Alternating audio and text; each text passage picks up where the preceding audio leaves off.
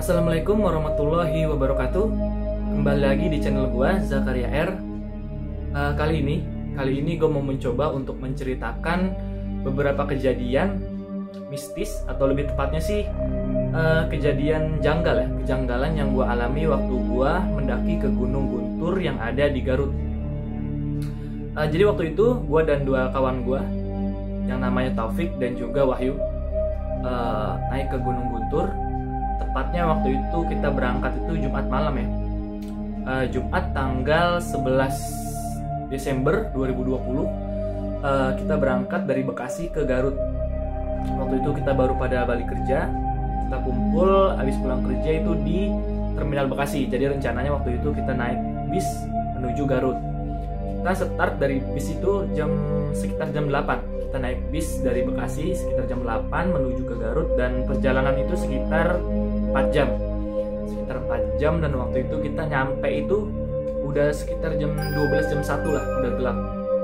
Waktu itu kita turun di depan pom bensin Tanjung. Terus di depannya ada Alfamart gitu. Kita beli-beli, ada minimarket, kita beli-beli makanan dan minum-minum juga. Minum jajan lah, mil gitu. Terus waktu itu kita ditawarin buat naik ojek untuk menuju base camp Gunung Guntur. Karena nggak ada pilihan lagi, ya udah kita akhirnya dengan berbagai macam nego akhirnya kita naik ojek lah ke base camp Gunung Guntur. Perjalanan itu nggak terlalu jauh dari pom bensin Tanjung ke base camp Guntur, itu nggak terlalu jauh. Kalau naik ojek itu sekitar 10 menit perjalanan. Jadi sampai base camp itu udah sekitar jam setengah dua pagi di hari Sabtunya. Habis kita sampai base camp, akhirnya kita istirahat di sana. Kita numpang tidur sama paling ngobrol-ngobrol lah sama yang jagain base camp gitu ya. Terus besok paginya itu kita memutuskan untuk nggak berleha-leha ya, atau nggak ngaret gitu, karena kita mikir di Seninnya itu kita udah kerja, jadi kayak berasa dipacu waktu lah waktu pendakian waktu itu tuh. Kita tuh habis bangun langsung ngisi semaksi pendaftaran dan nggak berlama-lama prepare dan langsung mulai trekking. Jadi kita trekking itu sekitar jam setengah delapan kita udah mulai trekking, masih pagi banget itu. Dan waktu itu cuaca itu sangat cerah ya, cerah banget, langit kebuka, pokoknya bagus deh. Kita mulai trekking setengah 8 dan nggak terlalu lama, kita perjalanan itu nggak terlalu lama, padahal kita waktu itu nggak terlalu cepat-cepat juga jalan. Kita sampai di pos 1, dan sampai di pos 1 kita waktu itu langsung bayar pendaftaran, karena kalau ke Gunung Guntur itu pembayaran pendaftarannya itu di pos 1, karena kalau di base camp itu cuman untuk pendaftarannya aja. Waktu itu ke pos 1, terus kita habis bayar pendaftaran, kita juga istirahat ngaso-ngaso sambil makan itu, jajan. Habis sebentar ngaso-ngaso, kita langsung lanjut ke pos 2. Ke pos 2 pun nggak terlalu banyak halangan ya, lancar aja perjalanan sampai pos 2. Begitu juga kita makan, ngemil, jajan segala macam, dan udah di pos 2 istirahatnya udah cukup. Akhirnya kita lanjut lagi ke pos 3. Dan di pos 3 itu adalah pos terakhir sebelum kita ke puncak Gunung Guntur. Dan sampai di pos 3 itu kita nggak sore ya, kita masih siang. Waktu itu sekitar jam 11, setengah 12 kita udah sampai di pos 3. Jadi relatif itu perjalanan nggak terlalu lama. Kita sampai di pos 3, habis sampai di pos 3 kita langsung ngedirin tenda. Kita bikin tenda, habis bikin tenda udah berdiri, kita masak-masak, terus ngaso-ngaso. Dan kalau kebanyakan pendaki ke Gunung Guntur itu kalau udah sampai di pos 3, diriin tenda, camp, dan nginep dulu sehari semalam. Terus paginya baru pada naik ke puncak Gunung Guntur untuk ngeliat summit attack. Cuma beda dengan kita ya. Karena waktu itu kita mikirnya karena Senin udah kerja, jadi kayak kerasa dikejar waktu. Jadi kita mikir gimana kalau ke puncak itu siang itu juga, jadi biar cepet, biar di minggu paginya itu kita udah prepare buat langsung pulang. Dan kita kesepakatan bersama bertiga, kita mengiyakan, yaudah kita lanjut di siang itu. Jadi kita nggak istirahat cuma sebentar doang tuh, habis diriin tenda, masak-masak, terus cuman tidur 1 jam lah, 1 jam, terus kita lanjut ke puncak Gunung Guntur. Dan rencananya itu kita sampai ke puncak 4 Gunung Guntur. Kita naik ke puncak. Nah, perjalanan itu cukup naik ya, karena Gunung Guntur itu di puncaknya itu, menuju puncaknya itu cukup curam, jadi trek berpasir cukup curam. Waktu itu sebenarnya kita cukup nekat ya, karena waktu itu juga cuaca siang itu udah mulai mendung tuh, dan di atas puncak itu kelihatan awan-awan gelap, awan hitam itu pada berkumpul. Jadi kayaknya kurang kondusif, tapi karena kita nekat dan kita demi buat mempersingkat waktu kan, akhirnya udah kita nekat naik ke atas bertiga. Nah, dengan trek yang cukup naik, cukup curam, kita jalan pelan-pelan, dan akhirnya kita sampai di puncak 1 Gunung Guntur. Dan di sini kejanggalan udah mulai berasa ya.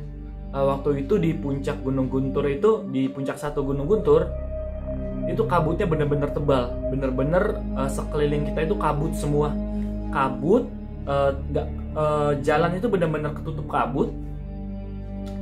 Waktu itu juga di puncak itu cuma ada kita bertiga, jadi ada gua dan 2 teman gua, si Taufik dan si Wahyu ini. Jadi nggak ada pendaki lain, karena pendaki lain kan belum pada naik ya. Jadi waktu itu kondisinya di puncak itu cuma kita bertiga, dan kita sampai puncak itu udah sekitar jam 4.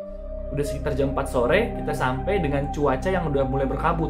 Jadi kabutnya tebal banget, dan waktu itu juga yang rencananya kita mau lanjut sampai ke puncak 4 Gunung Guntur. Nah, kita memutuskan untuk kayaknya kita nggak bisa nekat buat lanjut ke puncak 4 ya. Jadi kita sampai aja di puncak 1 Gunung Guntur. Dan waktu di puncak 1 Gunung Guntur itu juga, waktu kita sampai kita nemuin kawah. Waktu itu kondisi udah bener-bener berkabut ya. Nemuin kawah, terus kita jalan lagi, naik dikit, terus kita nemuin kayak buat ada lahan lah, space buat kita duduk lah, buat istirahat dulu sambil kita mikir mau lanjut apa turun dulu. Ya udah kita mikir, kita nungguin kabutnya agak menghilang ya. Waktu itu benar-benar kabut itu benar-benar gelap, dan waktu itu kita sempat duduk waktu itu kita juga ngobrol-ngobrol kan. Terus waktu itu juga gue nge-vlog kan, sempat nge-vlog waktu itu nge-vlog penutupan itu. Terima kasih kalian sudah menyaksikan segala macam bla bla bla bla. Habis itu selesai nge-vlog, gue matiin kamera. Dan waktu matiin kamera, gue ngudut kan. Udah tuh sambil teman-teman gue ngobrol lah, kita bertiga ngobrol. Pas lagi ngobrol-ngobrol itu, kita bertiga tuh ngedenger suara itu bener-bener jelas ya. Kita denger suara cewek nangis. Itu waktu kita lagi ngobrol tuh. Gue merinding. Waktu kita ngobrol bertiga di puncak itu yang kondisinya bener-bener berkabut. Kita ngobrol terus ketika itu kita ngedenger suara cewek nangis. Kayak suaranya itu bener-bener jelas. Dan gue kira cuman gue doang yang ngedenger suara itu, cuman ternyata enggak, 2 temen gue juga denger. Dan waktu kita denger suara cewek nangis itu, suara kayak gimana ya, suara kayak nangisnya itu bener-bener jelas, kayak seakan-akan suara tangisnya itu deket di sekitar kita. Terus kita langsung diem, seketika itu kita tatap-tatapan. Cuman kita nggak bisa ngomong apa-apa, cuma tatap-tatapan doang. Terus kita ngasih kode gitu, satu sama lain kita ngasih kode, udah turun aja kayaknya. Akhirnya kita cuma nggak berani juga ngomongin lu denger suara itu nggak. Kita kayak udah ngerti, kayak ada nggak beres di situ. Jadi akhirnya kita mutusin udah yuk turun aja. Akhirnya kita turun. Pas kita turun, beberapa langkah itu udah turun. Nah, si Taufik ini dia lupa bawa botol minumnya lagi. Waktu itu kita bawa persediaan air, botol liter kayak 2,5 liter gitu. Dia lupa buat bawa turun lagi. Dia bilang, gue tadi botol gue ketinggalan di tempat tadi kita duduk barusan gitu kan. Sebetulnya bukan masalah airnya masih ada kita kehausan, bukan, cuman kita waktu itu mikirnya nggak enak kalau naruh sampah di puncak gitu kan, naruh sampah di gunung tuh nggak enak. Jadi kalau bisa sampah itu dibawa kembali kan. Jadi terus gimana nih? Ya udah, kata si Topik, yang salahnya juga di sini, kata dia. Ya udah, gue ambil aja, kalian tunggu di sini gitu. Ya udah, kita mengiyakan dong. Jadi gue sama Wahyu nunggu di situ, dan Taufik balik lagi ke tempat tadi kita duduk itu. Pas dia balik lagi, tiba-tiba gue nungguin tuh, gue sama Wahyu tuh nungguin dia kan. Tiba-tiba gue ngeliat dari kejauhan tuh dia lari. Dia lari tanpa ngebawa botol minum air itu. Dia lari itu bener-bener panik dengan muka pucat. Tiba-tiba dia ngos-ngosan kan. Ngos-ngosan waktu itu dia. Akhirnya dia pas lagi sampai di kita, dia panik kan. Terus gue tanyain, mana botol minumnya? Kata dia, udah kita lanjut udah agak kurang kondusif, kata dia gitu kan. Emang kenapa sih, udah kita lanjut aja. Dia nggak mau ngasih tahu di saat itu juga kan. Akhirnya kita lanjut. Gue udah ngerasa, gue sama Wahyu tuh udah ngerasa dia nggak beres nih sama topik nih kan. Karena kok bisa-bisanya dia yang rencananya pengen ngambil botol minum, dia malah nggak ngambil botol minum itu, dan dia malah lari kayak seakan-akan dia ketakutan dengan muka pucetnya kan. Akhirnya kita lanjut turun. Pas lagi turun itu cuaca udah bener-bener ekstrim kalau menurut gue ya. Udah bener-bener kabutnya udah bener-bener tebal, dan kondisi langit juga udah mendung, dan sesekali itu langit ngeluarin guntur gitu. Jadi gue makin merinding di situ. Angin juga kenceng banget, dan waktu itu si Wahyu bilang kalau kita jalannya jangan misah-misah. Kita maksudnya takutnya kalau misah itu bener-bener jalan itu takutnya malah kita terpisah dan nyasar satu sama lain. Jadi kita berdekatan tuh jalan dengan kondisi pasir yang licin. Kita turun, dan waktu itu gue itu ngerasa kayak kita bertiga itu diikutin, nggak tahu sama apa, tapi kayak gue ngerasa kayak di situ tuh kayak ada sesuatu yang lain yang ngikutin kita bertiga. Jadi seakan-akan itu langkah itu gimana ya gue jelasnya, kayak langkah itu bukan kita bertiga. Jadi pas lagi kita turun itu seakan-akan di belakang kita itu ada yang ngikutin juga. Gue kayak dengar suara langkah kaki, cuman setiap gue nengok ke belakang itu nggak ada siapa-siapa. Cuman gue nggak tahu ya ini bener apa enggak, apa mungkin itu cuman halusinasi gue karena waktu itu gue lelah dan juga kondisi cuaca yang ekstrim, gue nggak tahu. Cuma yang jelas pada kondisi waktu itu gue ngerasa kayak diikutin sama sesuatu, cuman gue nggak tahu sesuatunya itu apa ya. Dan akhirnya kita turun, dan alhamdulillah kita sampai tenda jam 6 lewat kita sampai tenda. Dan pas banget kita sampai tenda itu akhirnya hujan gede. Jadi alhamdulillah kita masih ditolong ya. Kita masih beruntung, kita sampai tenda baru hujan. Jadi nggak kehujanan di jalan. Pas lagi sampai tenda akhirnya kita masak terus kita ngobrol-ngobrol tuh. Pas lagi ngobrol-ngobrol, gue penasaran sama kenapa sih Topik bisa yang tadi itu waktu balik buat ngambil botol dia malah lari kepanikan kan. Akhirnya dia cerita waktu dia balik buat ngambil botol, anjir gue merinding gue udah ceritanya.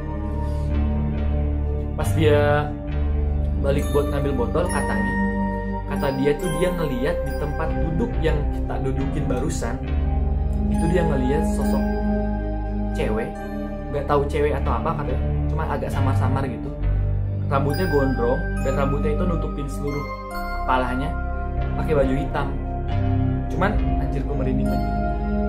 Cuman dia waktu itu pas lagi ngeliat itu, dia nggak ngeliat wajahnya, karena wajahnya itu kata dia ketutupan seluruh rambut. Dia duduk aja gitu, dia duduk sendirian kata dia. Jadi waktu dia ngeliat itu, si Topik langsung balik lagi lari. Dia nggak berani buat ngambil botol minum itu, dia lari panik. Akhirnya dia ya udah gitu dengan kondisi muka pucat dan juga napas yang terengah-engah. Gue ngeliat sendiri dia bener-bener panik, sepanik-paniknya. Gue nggak pernah ngeliat orang panik segitu. Padahal kalau menurut gue dia tipe orang yang tenang ya. Cuman waktu itu dia bisa panik, berarti gue mikirnya mungkin nih bocah berarti jujur. Cuman gue nggak tahu itu bener apa enggak. Cuman yang dari penjelasan teman gue ini begitu. Akhirnya waktu itu ya udah kayaknya emang mungkin ada sesuatu yang nggak beres. Cuman untungnya waktu itu kita bertiga ini, gue dan 2 teman gue masih selamat ya. Akhirnya ya udah kita besok pagi kita tidur malam itu, dan besok paginya kita langsung ngeberes-beresin tenda karena udah selesai ke puncak kan. Orang lain pada ke puncak, kita enggak, kita udah langsung prepare tenda dan kita langsung balik turun ke bawah base camp. Jadi pada intinya sih sebenarnya nggak banyak ya kejanggalan, cuman ada beberapa kejanggalan yang gue alami waktu di atas puncak aja. Cuman yang patut gue garis bawahi adalah kalau kita mendaki di cuaca yang kurang baik, kalau menurut gue alangkah lebih baiknya kita jangan maksa lah gitu. Kita jangan maksa untuk menuju ke puncak, apalagi waktu itu kondisinya cuman ada gue bertiga doang. Ya gitu, gue bisa ngambil pelajaran dari situ, dan semoga di pendakian-pendakian gue selanjutnya nggak ada kejadian-kejadian janggal atau aneh-aneh seperti ini lagi. Gue juga nggak tahu ini kejadian mistis atau bukan, apa sekedar janggalan atau sekedar hanya halusinasi gue dan teman-teman godong yang lelah dan juga melihat cuaca ekstrim. Tapi jujur waktu itu gue merinding dan agak sedikit takut ya, karena nggak bisa dipungkiri waktu itu kondisi cuman ada gue bertiga sama teman gue yang di puncak, nggak ada orang lain selain kita bertiga, dan kondisi cuaca waktu itu lagi nggak bersahabat karena mendung dan juga kabut tebal gitu. Oke, cukup sekian cerita yang gue sampaikan di pendakian Gunung Guntur gue sebelumnya. Kalau kalian tertarik dengan cerita ini, kalian bisa subscribe, share, dan komen video gue. See you.